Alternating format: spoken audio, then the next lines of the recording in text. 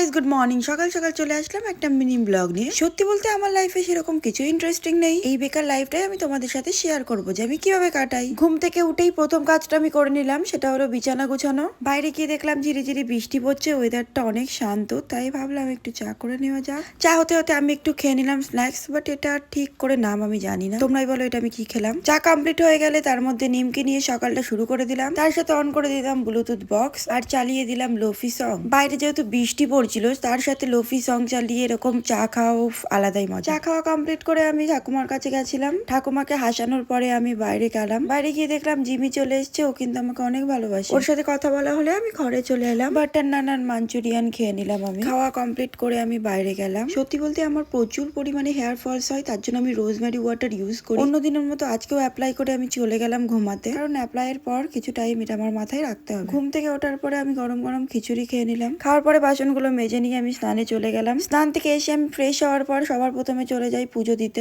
আমার ডেলি রুটিনে কিন্তু এগুলো অবশ্যই থাকে, যেগুলো আমাকে রোজই করতে হয়। এরপরে গিয়ে আমি ভিডিও বানাই আলাদা টাইম বের করে। পুজো দেওয়া হয়ে গেলে আমি চাউমিন বানাতে শুরু করে দিয়েছিলাম। দিদি জিজুর আসার কথা ছিল, ওরা আসলে আমি কিছু না কিছু নিজে বানাই। আজ মা বললো চাউমিন বানাতে, তার জন্য আমি চাউমিন বানিয়ে নিয়েছিলাম। তারপরে মায়ের সাথে বসে চা খেতে খেতে গল্প করলাম অনেক, আর মাকে অনেক হাসাচ্ছিলাম। আমি এমনই করি। ঘরে ঢুকে বসতেই দেখি দিদি আর জিজু কিছুক্ষণ পরে এলো। ওদের রেস্ট করা হয়ে গেলে আমি চাউমিনটা প্লেটে সার্ভ করে দিলাম। সবাই মিলে একসাথে খেলাম। জানো তো ওদের সকালে আসার কথা ছিল, কিন্তু দিদি রিপোর্ট করতে গেছিল, তার জন্য অনেক লেট করে এসেছে। কিছুক্ষণ পর পাশের বাড়ির কাকিমা তার বাচ্চা নিয়ে এসেছিল, আর বাচ্চাটা এত কিউট ছিল।